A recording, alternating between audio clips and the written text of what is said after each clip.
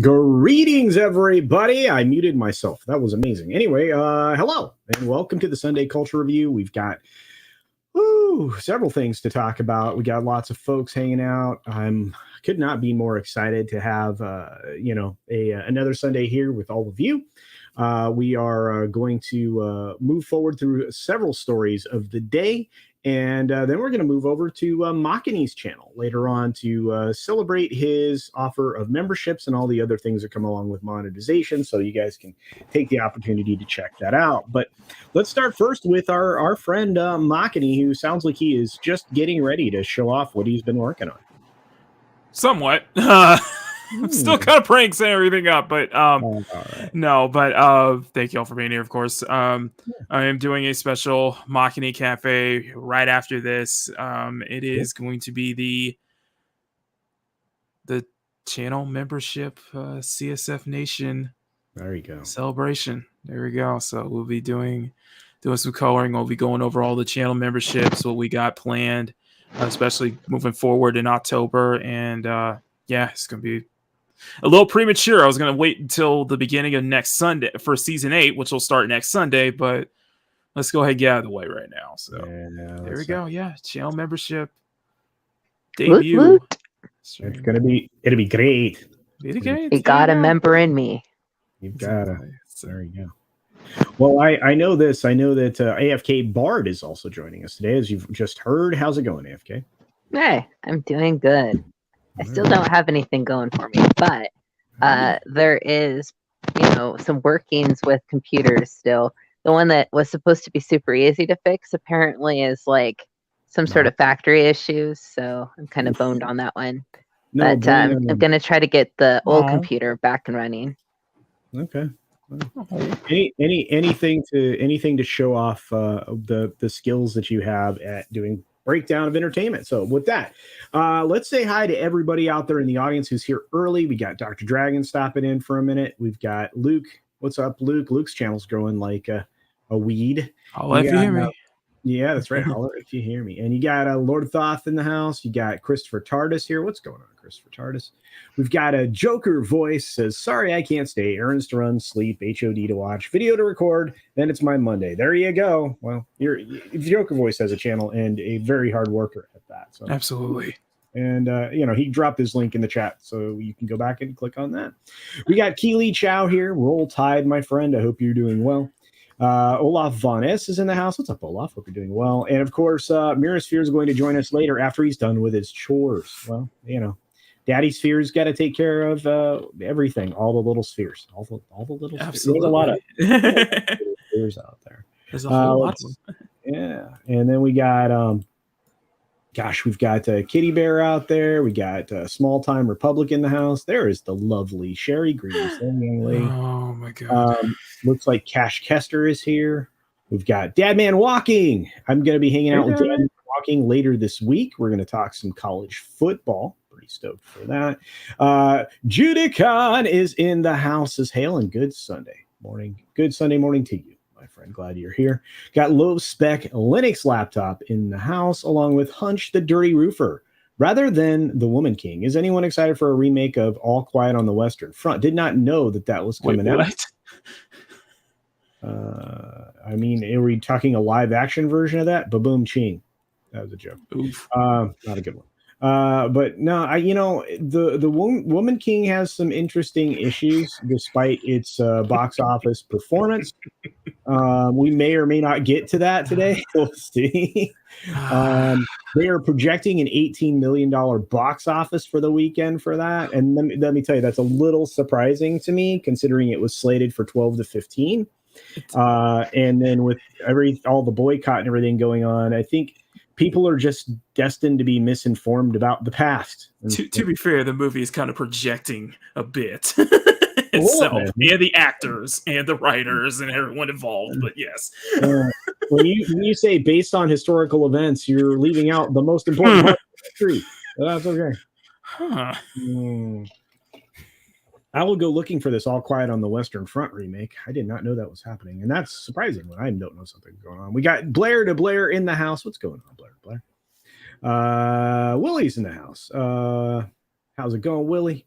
We got Fat Elvis here, and Tom. Tom, you have the link. Tom, you have the link. And he does not wear a weave. It's fine.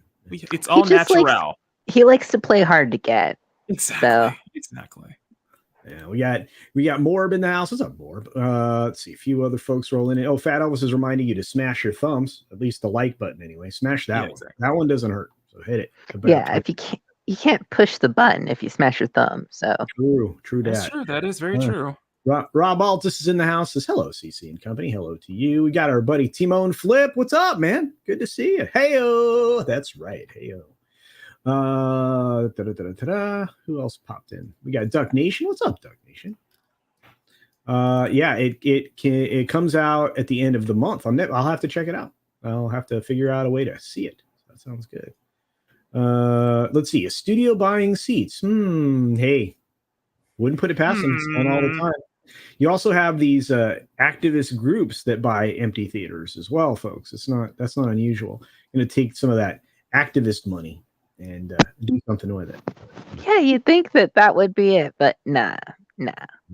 Well, it's all about looking good, and it doesn't really matter about what you're doing. True. Speaking of looking good and not mattering what you're doing, thank you for the segue there, AFK. That's what we all do. We look good and not matter about it, you know? I have to say that Disney is not looking good. No, not at all.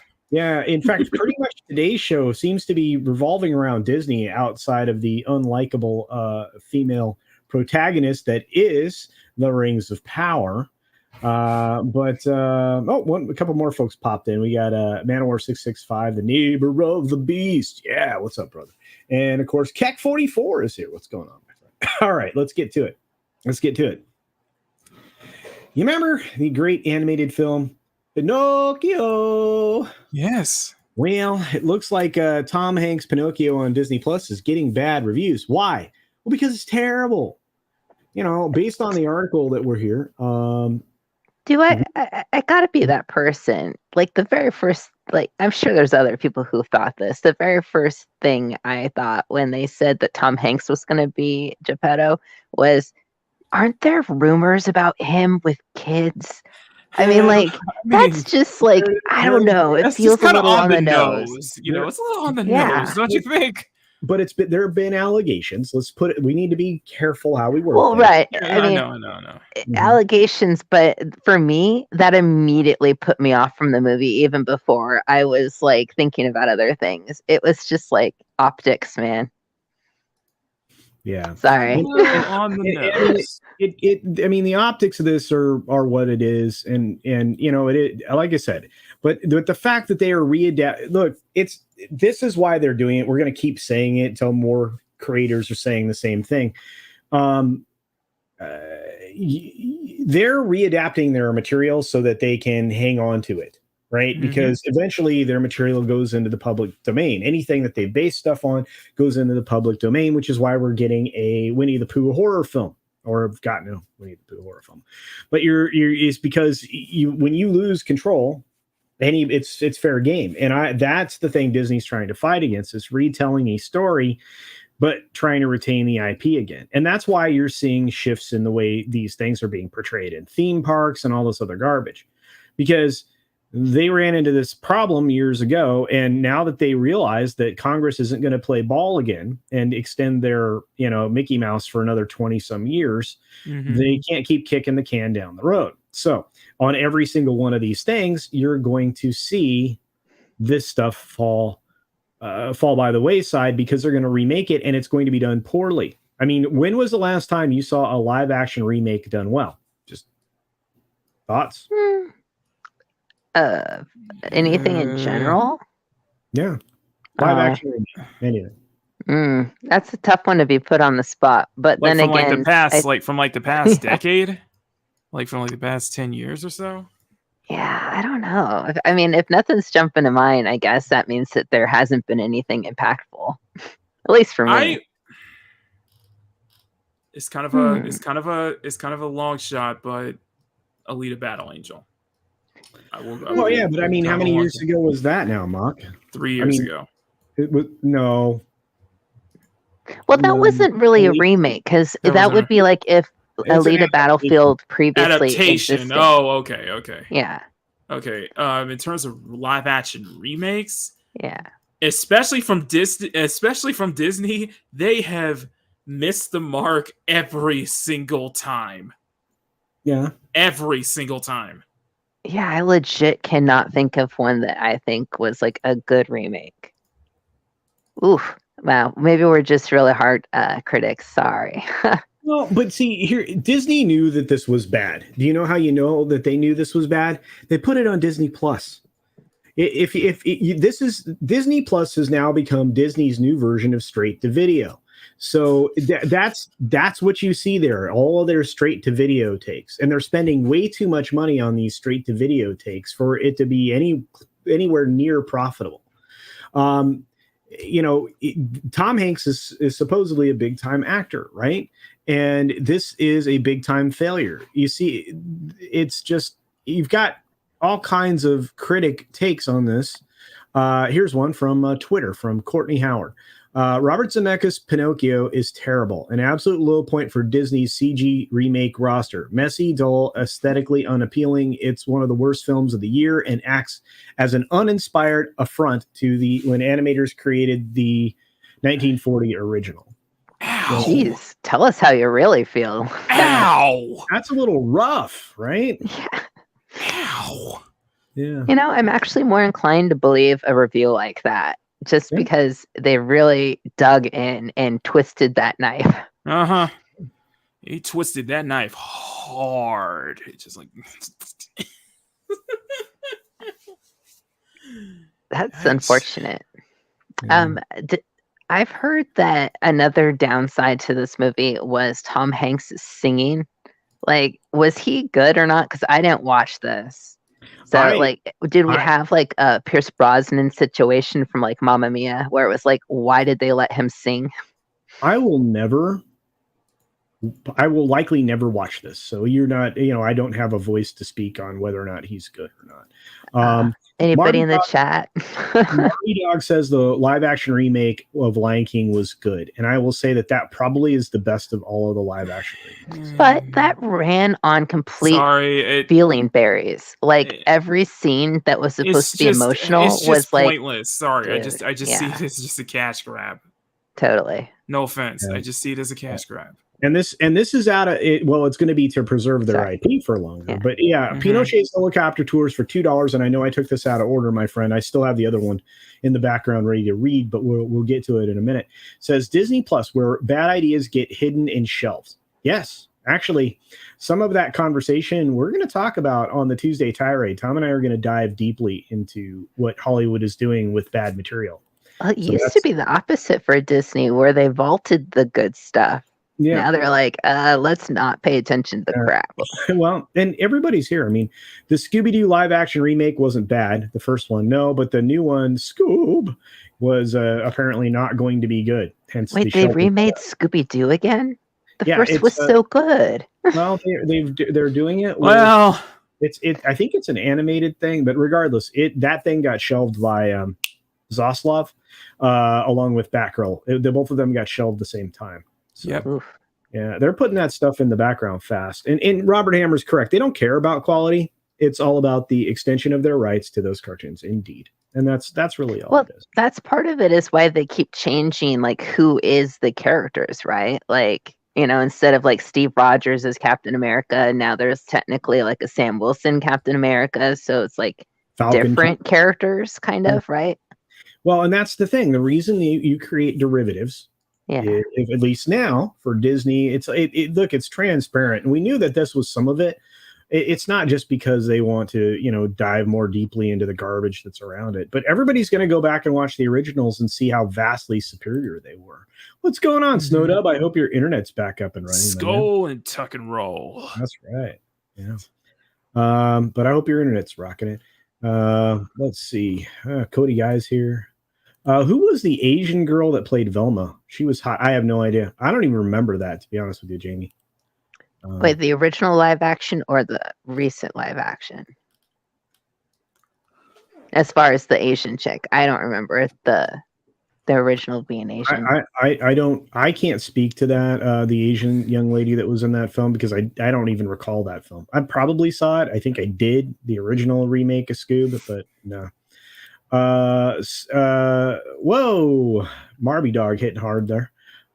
Wesley Snipes is Blade. Yes, there's only one Blade, folks. It's Wesley Snipes. It's no one else. Speaking of no one else, but it's there's someone else. Man, someone else. Mirasphere. Looks like he just got done mowing the yard, and he doesn't remember how to turn his mic on. Yeah. Microphone. Give it a moment.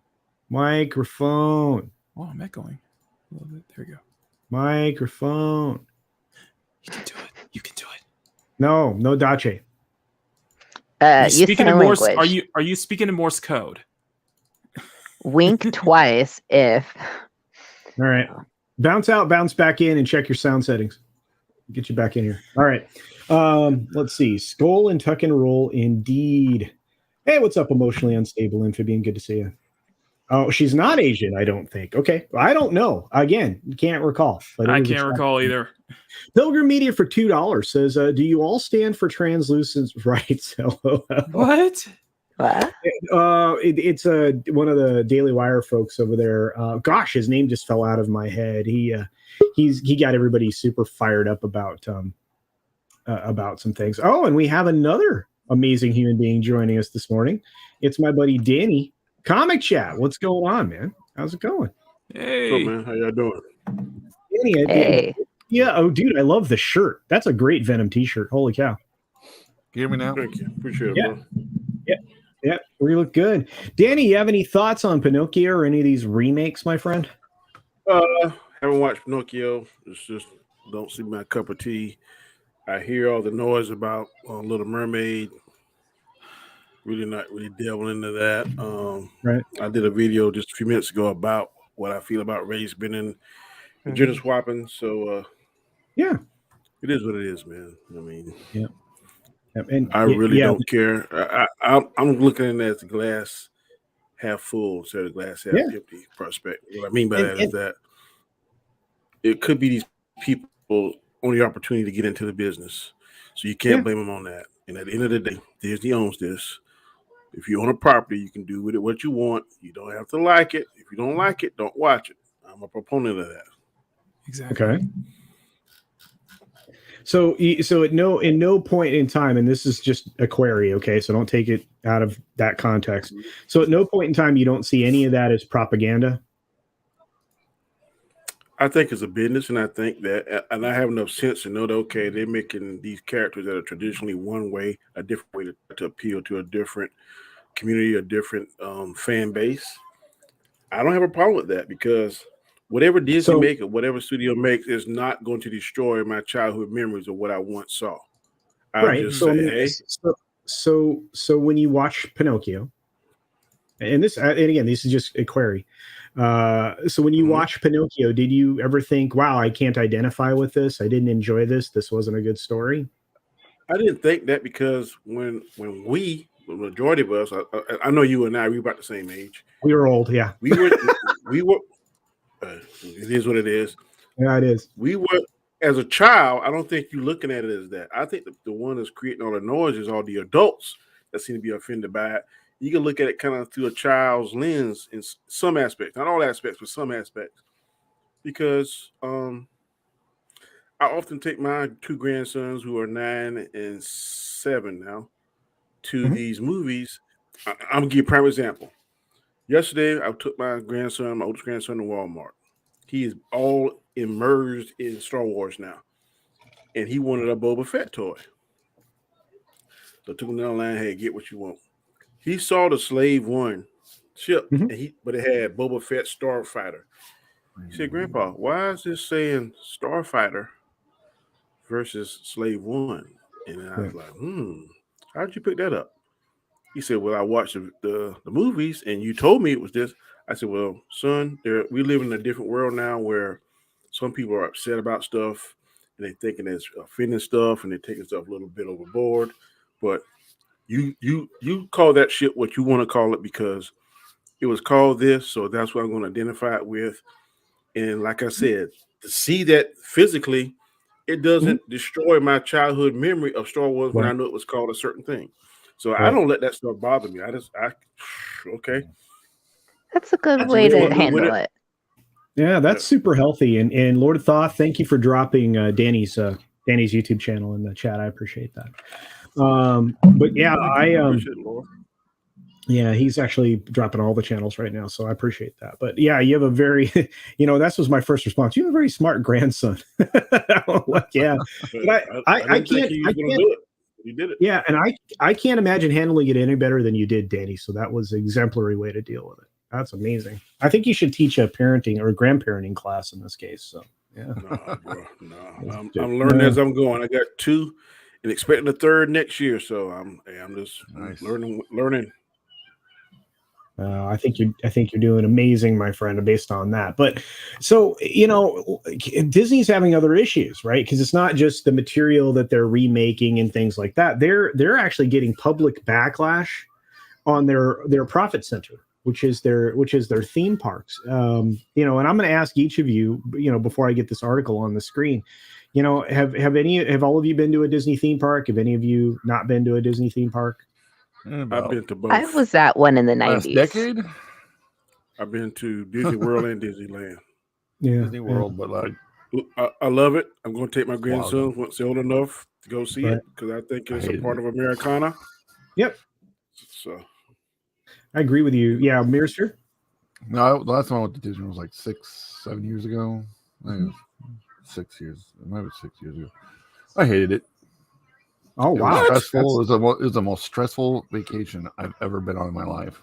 I love the haunted house. The haunted house. Well, like some of the old rides I loved, but it was just the way, because we had the stupid fast pass thing, and like the way they handle it back then, I don't know if they still do, but it's pretty much the night before you have to schedule everything you want to do. And so you were literally going from one ride, sprinting across the park to get to another ride so we could make it in time so we could still get on the next ride. And we were just doing that all day, and it was just hot. It was annoying, and I was just like, "Nope, never doing this again." So yeah, I don't want to ever have to go back to Disney World. I'll go Universal, but nope, and no desire. Universal's a lot of fun. And as many times as I've been to both coasts of Disney, I mean, there's a huge difference here. In that I think I get more enjoyment now out of Universal than I do out of Disney. But I agree with Danny. It's part of Americana. It is, and all the rides the way they were and everything else, and the changes that they're making to the rides are also troubling people as well. But here's, they got rid of the alien ride. I love that. I had more fun at the West Coast versus the one in Orlando. Disneyland, yeah. You know why? Is because you have 65 plus attractions in one park, and across all of Disney World they have less than 65 attractions. Yeah. Isn't that amazing? There's a lot of sprinting. It's like we got 10 minutes to get all the way over there. Let's go. And the upkeep is crap. When I went, it was Cap Mio, and that was the most incredible thing I ever seen. I was like, Captain EO was so amazing, right? Hell, did Michael Jackson do that shit? It was crazy. It was great, and that thing ran forever, and then it left. And then it came back because people didn't get a chance to see it, and they've done such a poor job of maintaining Disney World that it's being reflected in a lot of polling, and we'll get to that in just a second. But there's a member chat that's a little important here. It's from Willie. He says, "You think Disney will be bought up?" No, too strong. no. I think they're going to sell IPs off to try to make up some of the money they've had to spend on, but that's about it. I don't think they're going to do that. As long as they, in my opinion, I could be wrong because Culture's the expert. As long as they own ESPN and ABC and football is number one, that's going to hold them up. When they start getting dips in those two, then they may be in trouble. Well, they've been losing linear subscribers for ESPN for a while, which is what panicked activist investor Mr. Loeb. And Loeb was the one that wanted Disney to spin ESPN off recently, up until like the last couple 3 weeks. Yeah, and I agree with you.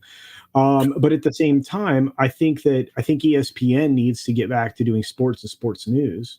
Honestly, looking at, did you guys get a chance to see what Amazon did to football on Thursday night? It was terrible. It was. They are not ready for primetime streaming of sports like that. They just can't. They were delivering a picture and sound that wasn't synced up. In fact, Black and White Sports did a video on this. They were delivering what do you call it? Blocked pixelated macro block pixelated images to people. It didn't look good. Yeah, I mean, you're talking about a company that streams video, right? 4K video. They stream it and they can't deliver this live product that way. It speaks volumes to the fact that this just wasn't ready for prime time. Not to mention, the announcers were having difficulty the whole time. So it is. I didn't realize Amazon was taking on that. Watch the NFL Network or watch it ESPN Network. Yep. They picked it up, the rights to it this year for Thursday Night Football. They're trying to get more in the live sports game, but see, ESPN has been paying so much money for sports rights, right? And they have to make revenue, but they're losing linear subscribers, so that revenue has to come from somewhere. Well, for the longest time, the biggest cash cow of this company has been its theme parks, and I've been talking about this and banging the drum on this for going on 3 years now. But right now, Walt Disney World poll shows that 92.6% believe park is too expensive, and 68.3% believe the magic is gone. That's almost 70% of your audience. That's insane. Go ahead. I'm sorry. No, please. I don't know if those numbers are right, because I'm telling you where I live at, people are always going take a vacation. Where you going, Disneyland? So I don't know if those numbers are a little inflated. Well, I don't know. We'll go over this, and this comes to us from Pirates and Princesses, written by Cambria Pratt over there. And of course, you can see them on Clownfish TV. They also have a YouTube channel. But the most magical inflated place on Earth, interestingly enough. And of course, they're referring specifically to Disney World, I believe. So a recent poll conducted about Disney World has led to some rather high numbers that Walt Disney Company might want to take note of. The dissatisfaction around Walt Disney World keeps growing even quicker than the prices are increasing. Yeah, it's way too freaking expensive. Yeah, and Geeky does great. I believe it's expensive. I don't think the magic's gone. Yeah. This poll. Yeah, no, absolutely. This poll is important because it was conducted on actual park fans and guests that Disney banks on visiting the parks. According to Time to Play, they polled 1,927 self-described Walt Disney World enthusiasts about their feelings on the rising costs of Walt Disney World and if cash grabs, profit-boosting gimmicks, and Genie Plus have impacted their thoughts on the resort. The answers seem to strongly, indicate that people are getting fed up with the most magical place on Earth. Is a family vacation to Walt Disney World out of reach for average households? 92.6% of those, how many people is that? 1,927 people. That's a pretty decent chunk of humans. Says, I believe the cost of Disney World vacation is now out of reach for average families. Well, got that. 68.3% say rapid price increases make it feel like Disney World has lost its magic. And 48.3% have postponed a Disney World trip in recent years due to price increases.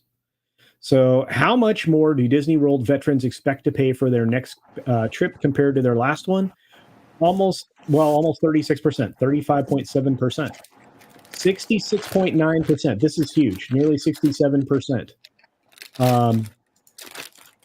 Nearly 67% say Jesus. we feel that if they don't upgrade to a Genie Plus and purchase additional individual Lightning Lane entries, they won't get a full Disney World experience. And that is so very, very true. So very, very true. So according to the poll findings, which we just read, Time to Play even broke down how much the costs have grown in the park since 1971. 71, the price for visiting Disney World was $3.50, which was the equivalent of $2.19 or 2.19 hours of federal minimum wage. Now the cost can be $15.03 or 21.9 hours of federal minimum wage for one person. Of course, back then at $3.50, what they don't reflect there is that was just a ticket to get into the park, not what would have cost you for a ticket book to actually like go on each of the rides. Because back then, that's where the phrase A ticket, B ticket, C ticket, D ticket, and E ticket come from, is because you used to buy ticket books. And Danny and I remember that because we're old. So. Yeah. You say 71, it was $3.50 getting to Disney World? Yeah, just to get in. Yeah, just to get into Magic Kingdom, because that's all there was. It was $3.50. But remember, Danny, again, that was just the ticket to get into the park. You had to buy a ticket book to go on the rides. So those tickets cost additional. Yeah. So to put further perspective, is equal to about $25.60 today. So that's true. A one-day ticket in 2022 cost between $109. This is just to get in the park now. $109 and $159 a day, which is more than 4 to 6 times what the actual inflation rate indicates it should be. So it's 4 to 6 times inflation because they have surge pricing now. That's the other thing. The tickets aren't the same cost every day. They have surge pricing, so the tickets are a different price. And 51 years ago, a family of 4 could go to the park. And with 4 tickets for $56. So right now it's $409.60 for a family of 4. That's insane. That's absolutely complete and crazy insane. I don't even know what to say. Yeah, and Jamie's like, I'm not paying $6,000 for that whack AF Galactic Star Cruise. I don't think anybody is. No, you gotta think like how much they're paying. Plus, if you want to get a hotel, where you're gonna get the hotel. Like when I was a kid, my parents we had to go like an hour away to get a hotel just to be able to, and that was back then. And let me ask you this question. No. I'm sorry, go ahead. You go ahead. I'm just saying they got more employees, better attractions, better technology. That cost got to come from somewhere. Well, yeah, I know that, but it's just like they're hiking the prices so much that nobody can afford it. Yeah, I'm just that's kind of like the Super Bowl. Nobody can go to Super Bowl except. It's kind of like quantity versus quality. They think the more they have, the more they can get in. Therefore, they'll spend more. But they stop putting effort into maintaining. That's why there's so many rides that never work. And there's like so many things at Disneyland or Disney World, if you look at it, that's really gross and dirty, you know? Right. Well, and I saw this from Jillian just a minute ago. Kate. Sorry, Kate. Kate says, my dad went with his friends for spring break in 1977. And I don't remember him telling me about the ticket book. Wow. Yeah. Actually, didn't phase out ticket books until 82. That summer, June of 82 is when they stopped with the ticket books at Disneyland and Disney World. So you used to have to buy tickets. I remember, again, I liked the idea when they went to the passes, you could buy everything in there. So, and there are a lot of rides that are breaking down, and this is true. This is something everybody's talking about, right? But anyway, we'll get into this. So essentially, in 2022, the tickets require a family to work 244.8 hours or 350.4 hours. So that's about 6 to 9 weeks of full time at federal minimum wage. And again, this is not counting food, hotel, travel, et cetera, et cetera. So going by the numbers, a family of 4 making $50K a year, it would be 2 or 3 weeks of full-time work to pay for 4 days at Disney World. And again, that is not counting hotel travel and other expenses. Now, the estimate is for a baseline trip. A baseline trip meaning you're not getting any of the bonuses. So you're staying at accommodations at what they call a value hotel, like Pop Century. Food, 5-day tickets with Genie Plus. That's $5,700 for a family of 4. And that's with one of those children being under 9 or under, which means you get a discount for them. So that would take somebody working full-time, making federal minimum wage 20 weeks. Yeah, see, Disney World is always like one of those, like, one time in your life you'll go and that's it. It was kind of it was kind of a rite of passage or something that you did occasionally. But for the average family making $50K a year working full-time, it takes 6 weeks to cover that same trip. Yeah, I like to think Disneyland or rent. Right. That's kind of how I think. Gas, especially now. Yes. I pay for Inflation. my gas, or do I want to save it to go to watch shitty Star Wars park? You got a point. Decisions. I'll stay home. Yeah, and a lot of people here, it's, the question is, it wants us to save for Disney World. Is it worth it? I think way too expensive. It just depends. You can buy a decent used car for $5,700. Well, in some places right now, it's really hard to get used cars at the moment, but the good ones anyway. For that amount of month, I'd rather spend an entire month in Taiwan at really nice hotels. Yeah. Mm-hmm. Yeah. There's a lot of opportunities. I remember a friend of mine taking a loan out to take his family to Disney a few years back. It's expensive. Yep. Soul Assassin. It's true. And I can pay rent and power for a full year compared to what a family pays for a 4-day weekend, says Olaf Faunus. A lot of people. Good point. A lot of people. So it's very different, but I need to get to some super chats because we've had a few of them. Danny, I want to say thanks for coming on for the brief period that you were here. Is there anything you'd like to promote before you go, my friend? If you're not doing anything tonight, around about 8 o'clock, you can check me out on my channel. I'll be reviewing the She-Hulk, which is totally almost unwatchable, but I got it. Godspeed, you brave man. I'm obligated to finish the round table. I was selected out of my crew, so I'm going to do that. But it's very hard to watch. But thank you as always, Culture, for inviting me. Thank you very much. You're always welcome. I love you, man. Be safe. Be safe today. Much love. Be safe. Later. Peace. Yeah, be safe today, sir. All right. Yeah, well, let's keep going. Oops, I'm gonna. You know what? We haven't had art on the screen. Let's put some art on the screen real quick. Here we go. Wait. There's art on. I'm still setting up. Okay, fine. All right, fine. It's like they didn't even start the colors yet. I'm just like testing the colors out. It's fine. I just got to put a little art on the screen. Okay. That does increase view count. I think it's been proven multiple times. So I'm glad to contribute that as a part of being easy on the eyes for your audience. Oh, thank you. Makani is easy on the eyes. Yeah. Okay. Hey, we got literature here as well. Exactly. Everybody. It's pixelated literature, but we got literature. Buy the book. All right. So let's get to these supers. Pinochet's helicopter tours for $2 is to fight a culture war. Follow Alinsky's fourth rule. Indeed, apply their own rules to them and do it to the factor of 30, and you can overcome their crazy. Indeed, well done.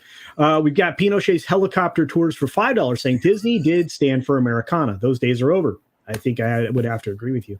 Disney stands for communism plus corporate social control. Period. Try to understand. No redemption. I don't think there's a lot of available redemption for them unless they were to be governed by. Easy. Me as for Ixnay on the P word. Yeah. Please. Pinochet's helicopter tours for $5. Says, creators, please understand the public is trying to hold Disney to account. Monumental task for the public, but must be done. Can't give them attention. I agree with you, and that's what I'm trying to do. I've been putting their feet to the fire for a long period of time, and I'm going to continue to do so. It is rent all day, every day. That's right, Ram. Yeah. See, we're at that point, where we're going to be having to figure out how to eat And so some of these entertainment things, they're going to go by the wayside. And you know what? You're going to see companies really start to bleed. You're going to see them start to bleed. Yeah. So I don't believe the United States. Yeah, I hope you're right, Cherry. Walt's family is barely even involved in the company now. And if they are, I mean, one of the Disney relatives is completely crackers off a rocker. So Abigail, yes, she is. And Sander, I think they're burning themselves down. Which is why in today's thumbnail has a beautiful picture of the fire that's engulfing it. I thought this was interesting. Notice the pose that Pinocchio's in and the pose that Chapek's in. And Pinocchio is made of wood, so that wood could be used for fire. I'm just saying. There you go. That's metaphorically. That's true. That's true. God. But look, I mean, I think ultimately it comes down to the quality of the entertainment that we have, and it's really that's most of the problem. We're losing the quality because it's become content. It's become filler. That's what content means. It's filler. Right, and that's what we've got. What do you guys think? I'm just curious. I mean, do you think Disney's going to have difficulties because of their huge cash grab stuff? I think that, and then realize that Universal is bringing in like Nintendo World, and they're bringing in stuff like that what people actually love. If they do a good job with Nintendo Land, they can just crush Disney World because, well. You put a bunch of Nintendo stuff, you're going to have a whole generation of people freaking loving it.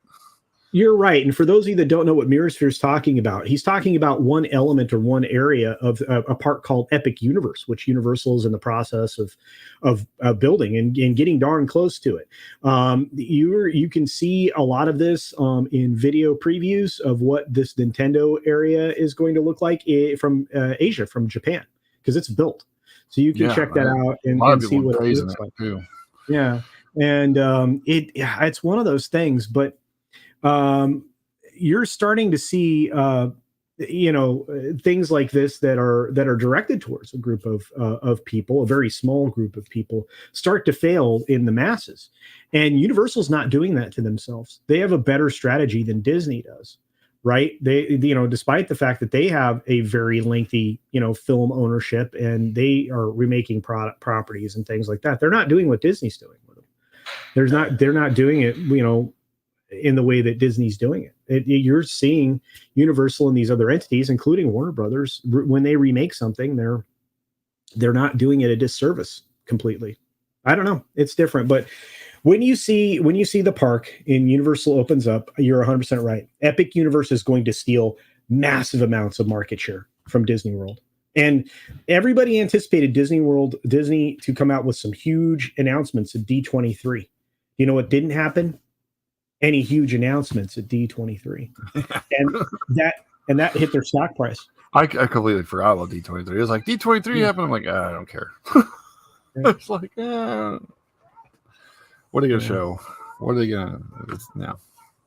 Yeah. Well, Rings of Power is definitely falling off of the planet. It's losing viewership. I don't know. I still think this show's going to get maybe 2 seasons.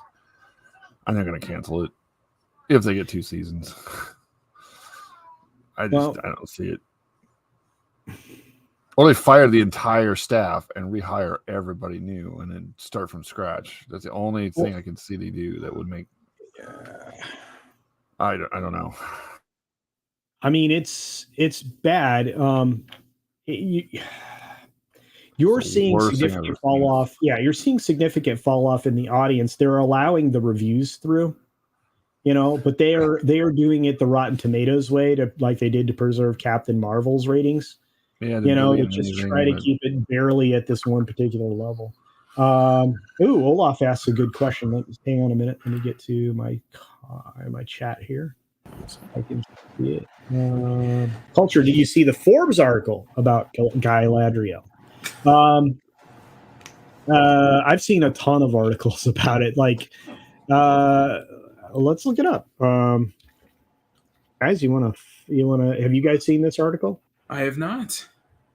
Show it. I don't think I've seen this one. I've seen so many. Most of them are like racist fans. Like, ugh.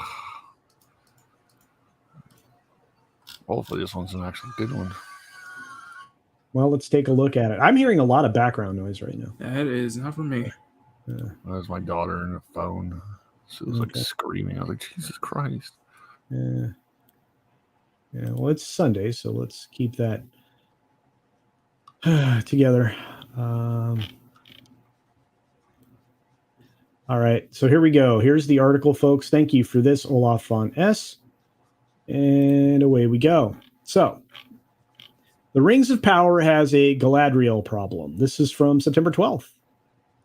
Galadriel is the weakest link in the Amazon's The Rings of Power. The third episode of The Rings of Power, Galadriel finally smiles. It's a radically expressive change for a character who unfortunately has virtually no emotional range.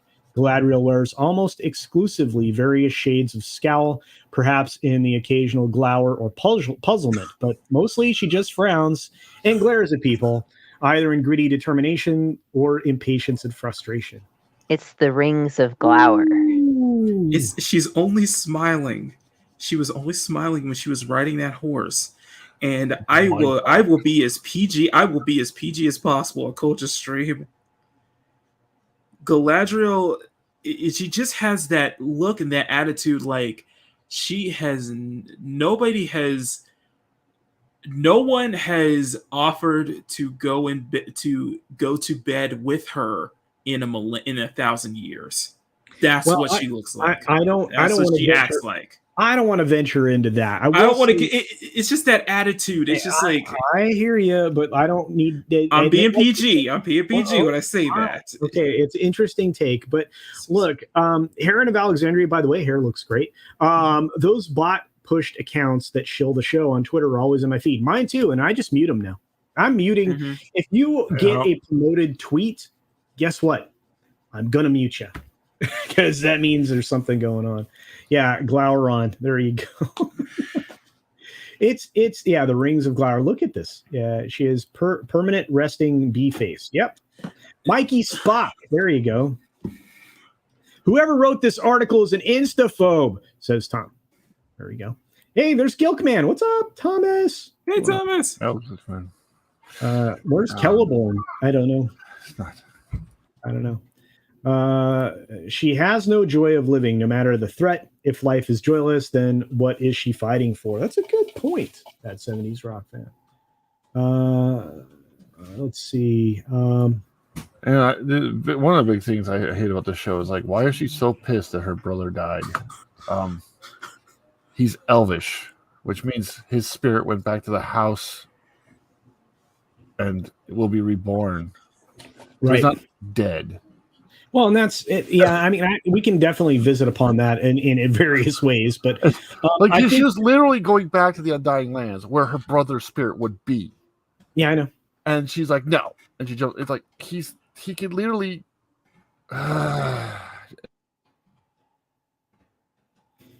Yeah. Hollywood is very pessimistic. Yeah, that's saying it. Gang's all here, says the Peter Venkman fan site. They are.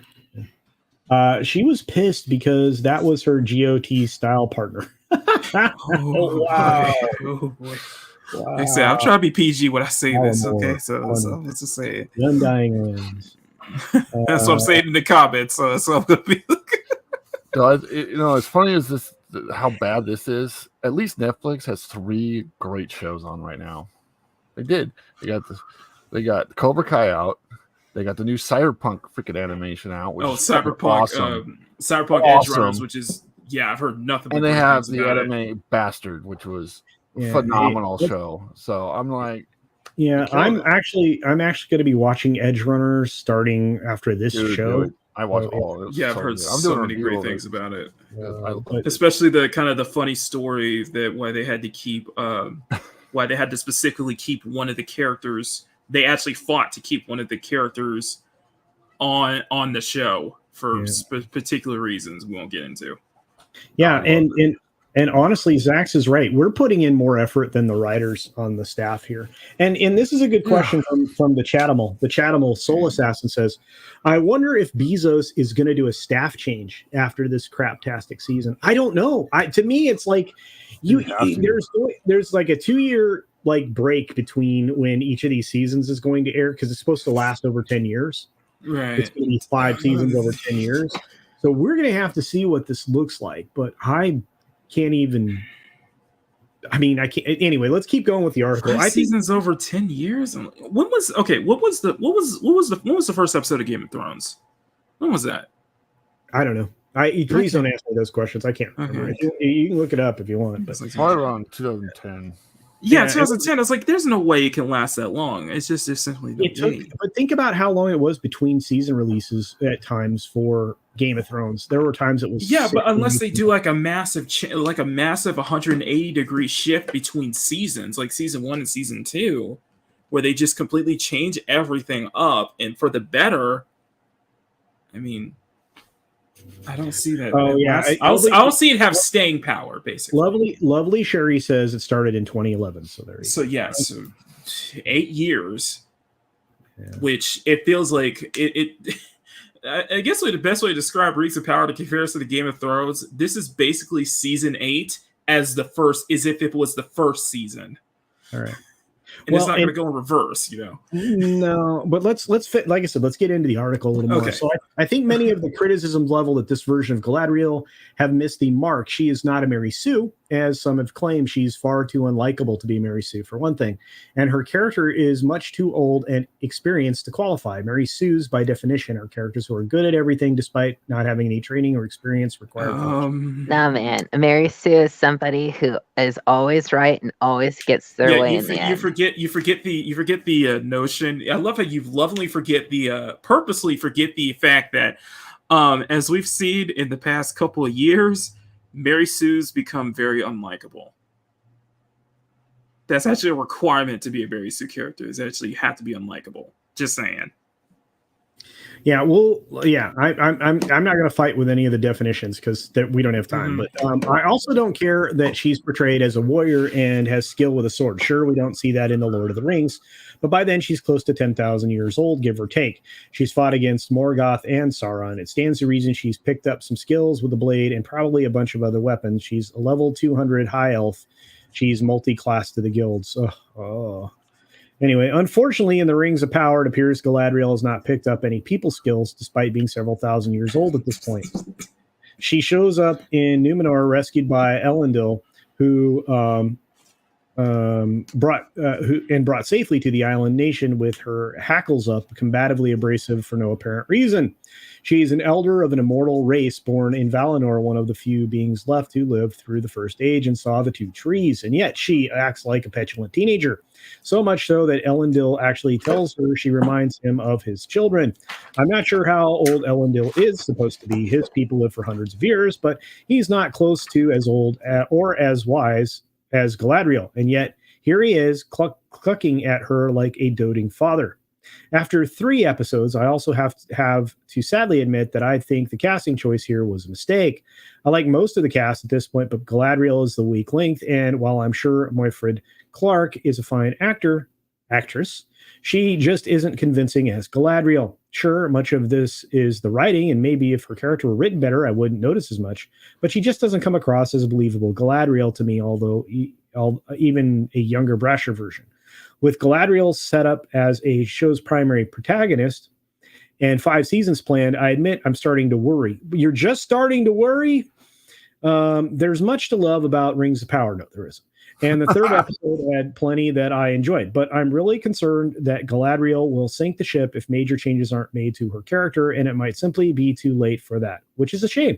Once again, a massively expensive, beautifully shot TV show is slipping because despite all that money, the writing quality just isn't there because you keep putting politics in it. I'm still enjoying the Rings of Power, and the massive campaign against it is silly and largely manufactured by people who made up their minds long before it came out.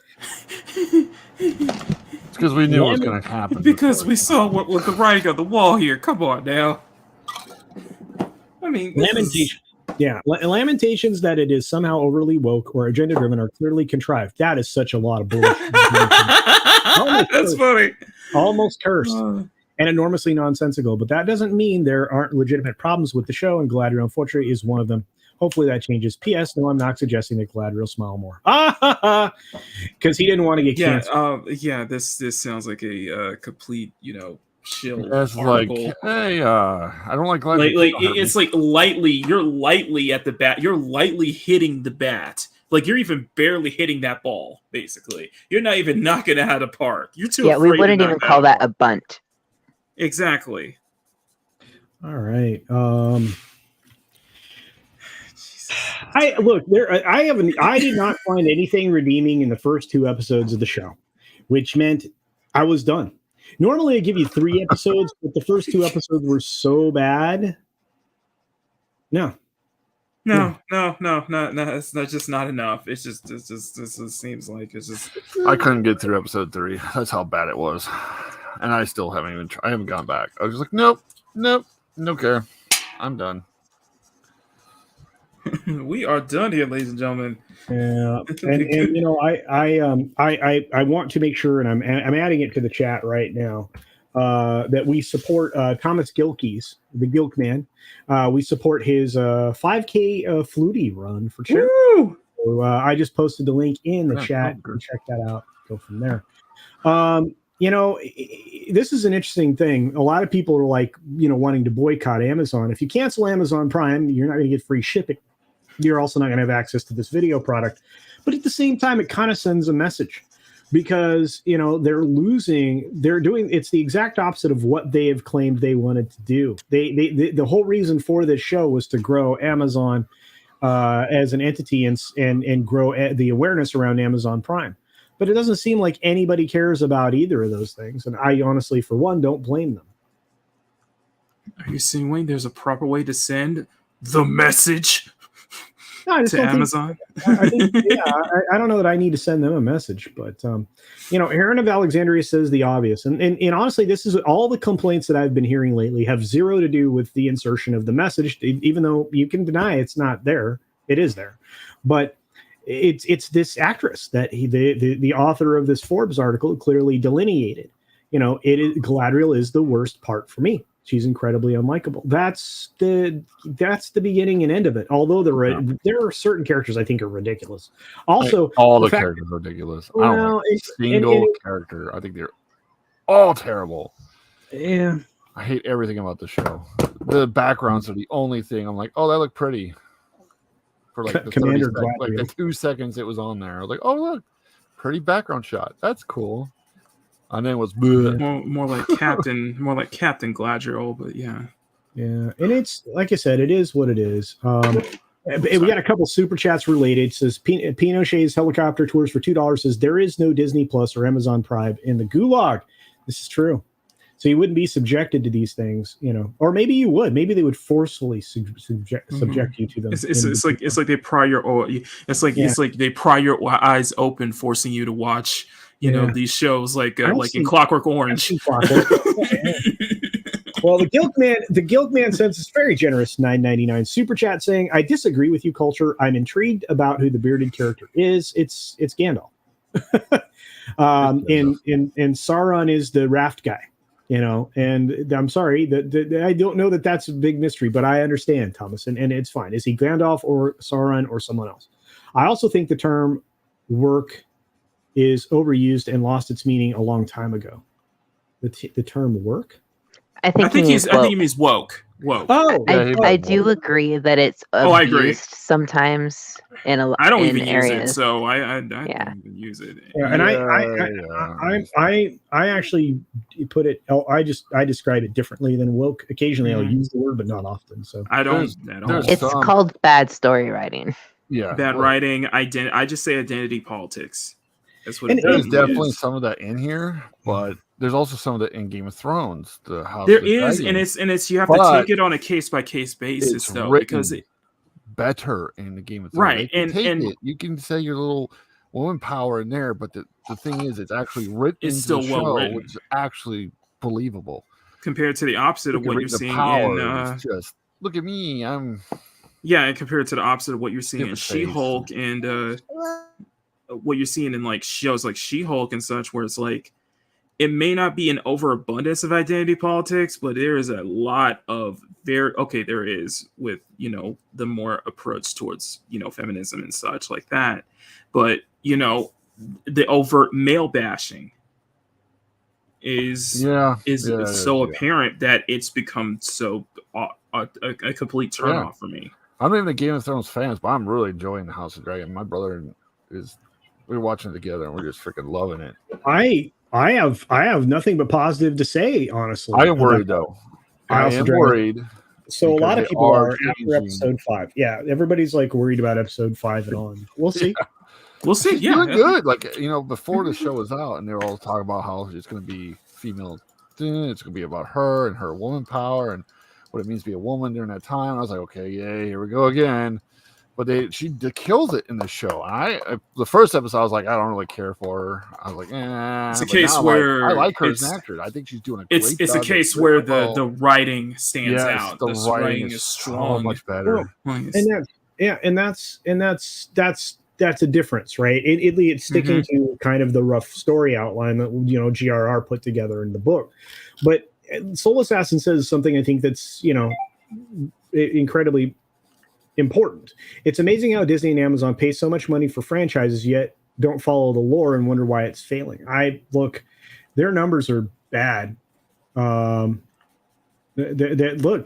numbers are bad. They are continuing to dwindle, and Disney has a major problem on their hands, and they have like a major backlash they're dealing with, and it's getting worse and worse. But unfortunately, because I know that Makini needs to get started soon on his stream, and because we have a limited amount of time for most of the panel today, I will say this. We are going to be drawing to a close. For those of you who sent super chats, thank you very much. Please consider supporting Thomas Gilkey on his 5K Flutie run for charity. And we are going to wrap up here for the day with everybody's final thoughts. I want those thoughts to include your thoughts on Little Mermaid, and I'll wrap up with my thoughts at the end. So we'll start first with Makini, who's already working on color. Look at that. And this is not race swap. Don't worry. Bubblegum's was never race swap. So, and if she goes live action, she better not be. That's all. Okay. This is a hard This is a hard nut to crack because my entire Twitter timeline this past week has been nothing but the discourse surrounding Little Mermaid and the rumor of Keke Palmer playing Rogue in a future X-Men film. Wow. My stance is this. I have come to the conclusion that there is simply, no matter what side you're on, whether you're for or against this, there's clearly not a middle ground. There clearly isn't a middle ground in which everyone can agree on. And it has changed my perspective because it changed my perspective because formerly I was like, yeah, I'm very much against, you know, race swapping in general, no matter what. However, this is the new norm, sadly. This is going to be the new norm. So I have to change my perspective on, okay, what's your intention now? Are you doing this because you think that either it's the best person for the job or someone who can capture the personality, the character, the feel of a specific character they're portraying down to a T? Or this is done clearly for identity politics reasoning. No other reason whatsoever. You don't put the actress's performance, their capabilities into account. You don't put how they sync up with the character into account. You made this casting for identity politics reasoning, for messaging, for messages, for this, that, or the third. That's how I see it now. So that's why I'm going to dictate with this. With the air, I have no interest whatsoever. And I have no interest in either Ariel as Little Mermaid or even Kiki Palmer as Rogue. Right. But we'll see, but for those who are, if I was to see this, I was like, okay, let's see how they handle the character. Let's see how they handle their performances. Are they able to portray Ariel's character down to a T, to exact detail, to bring that character that we've had from, the classic Disney cartoons to life? Is that going to work? Because at this point, there's no middle ground with this discourse. And I'm going to send a personal message to we'll call them the stan community. Yeah. You don't get, just because a Black person is not for this casting, for this race swap casting, doesn't give you the right you don't have any power to dictate how much melanin count that they have. Just because I'm not a fan of the Little Mermaid casting or the Kiki Palmer's Rogue casting does not mean that I'm not Black. You don't get to put that into question. And I don't care anybody. You can send this message to any one of them stands, because that's the kind of crap I have been seeing. And I will stand my ground to this. Yes, I am Black, and I am not going. And I'm not again, and I'm not for this. We'll see how it goes, but I'm generally not for this. Come at me. Go ahead. Do your worst. Yeah, and real quick, we're going to jump on the super chat. No, you're fine. Thanks, Mock. Way to go. Pinochet's Helicopters for $2 says, beware a corporation that puts ideology over profit. Indeed, my friend. And Mirasphere, it's your turn. What are your thoughts around Little Mermaid as we exit? I hate every live action film they've made, especially the last one I saw was Lion King. Me and my brother both like Lion King, so when we came out of that, we're like, wow, it's trash. So we were just like, yeah, I don't care. I don't care what Disney does anymore. I don't care. I don't pay attention to Disney anymore. I don't care what their shows are coming out. I don't care at all. They're like, oh, we're doing. I'm like, I don't care, because this is all marketing. This whole thing is just set up marketing. They did this several times now, where it's hate clicks, and they want people to go out there. They want to bait people, so that's why they do this whole thing. The whole race change was one simple reason. They wanted to make people mad, and then have this argument, this big divide happen, and then their show will get promoted more and more and more and more, because people are like, oh my God, fighting over it. I don't care. I just don't care. I think it's all shit. Disney hasn't made anything good in the last freaking 15 years. And I don't care. I'll just keep the old stuff and let my kids watch the old stuff, and that's all they're going to do. Yeah, that's it. That's all All right. Thanks for that. And finally, AFK, your thoughts? Oh, gosh. I think we've all really said it, right? Yeah. I think that a lot has been said. Go ahead, though, if you have anything to add. I guess not. All right. Yeah, no, I'm good. Okay. All right. Fair enough. Well, look, my take is this. There are lots of different nefarious things going on simultaneous with all of these projects and the way that they're presented.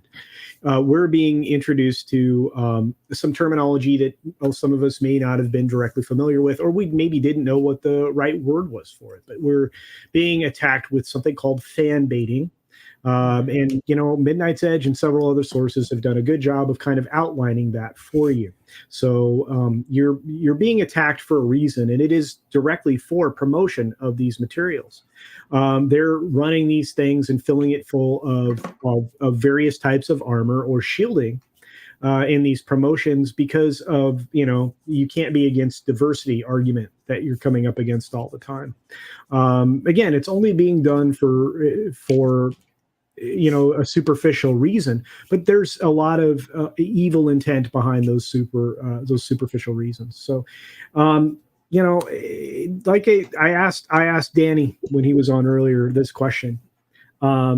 Did your experience in watching the animated Pinocchio lead you to believe that it needed these changes? And you couldn't enjoy them. And that's honestly a question you have to ask yourself. And it's why I'm not going to yuck people's yum. I want people to enjoy what they enjoy. But at the same time, I'm going to be responding less and less to this kind of stuff in my coverage. I mean, I'll still acknowledge it when it exists, and we'll still talk about the message. But right now, I'm going to focus in on the business reasons why these things aren't working and what it's actually costing them in the long run. And it's destroying their reputation as a corporation, and that's hurting their bottom line and eventually their stock price. And again, eventually the outside money is going to dry up. And as more and more news comes out that shows the government is supporting essentially news organizations, in particular, 98% of them in Canada. And as we get to learn about the so-called government support that they're getting here in the United States, I think people are going to bring about, change, because they're going to demand it in various ways. And those are my thoughts. We're going to get to the last super chat of the day. We've got the Gilk Man saying, Keke Palmer is no storm. That was Halle Berry. I will watch Little Mermaid. I'm not a fan of McCarthy, so that's a huge downside for me.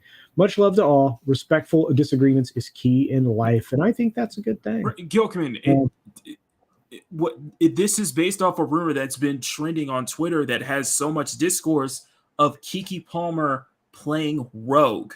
Not the reason she didn't want. The reason they said not Storm, because she felt that Storm didn't fit her personality, which I call. Well, okay, so let's rewind on that, right? And again, I didn't want to get into this because I really knew we do really. Sorry, I had to clarify. But you know what? If the character doesn't fit your personality, you shouldn't be doing the character. You're an actor. You're an actor. You should be able to do anything. So I hate those arguments. But let's set that aside for another day. Right. And it is what it is. But I want to say thank you. It was a great show. I agree with you, Lord Thoth, for all of you and all of your support. I just can't say it often enough. I really appreciate it, and thank you. For all the members out there, we will be having a member stream this week. We're also going to try once again for a Meet the High Rollers stream, if I can get everybody to figure out their schedule, which will be on the main channel. So 2 different member streams this week, one featuring High Rollers and one that is a private one just for members. And from that, I will say this: be sure to take care of yourself, take care of others, wash your hands, of course, because it is good hygiene. Can I do a real quick promotion? Oh, sure.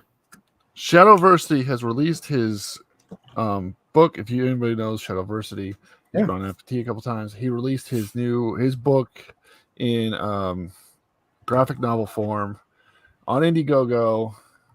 Everybody should go and check it out. It looks fucking awesome. He's a really great author. One of my favorite. It looks authors. Really awesome. It looks really awesome. And I want the leatherback one so bad. Speaking of which, I do. If I hadn't made that announcement before, yes, channel memberships are now available. Okay. On Marketing Draws, I will be celebrating. Right in a little bit at 1 p.m. So if you guys love to celebrate and want to become a part of the CSF Nation, we got some very, very good perks, and I'm looking forward to start doing it in October. So, right. Very well. And links in the chat if anybody wants to look at it. And with that, I'll buy my book. Bring it away. Give it away, Culture.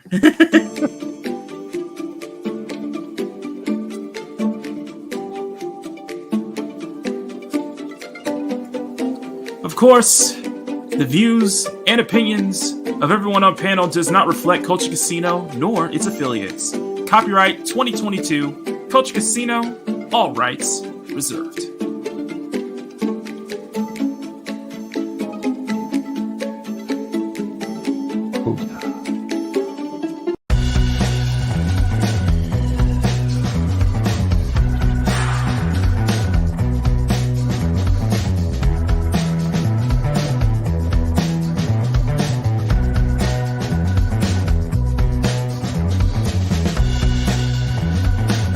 amazing people that help make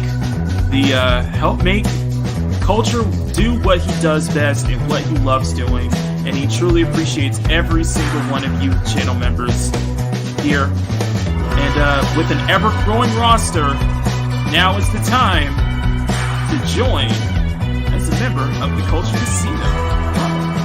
Join today. You won't regret it.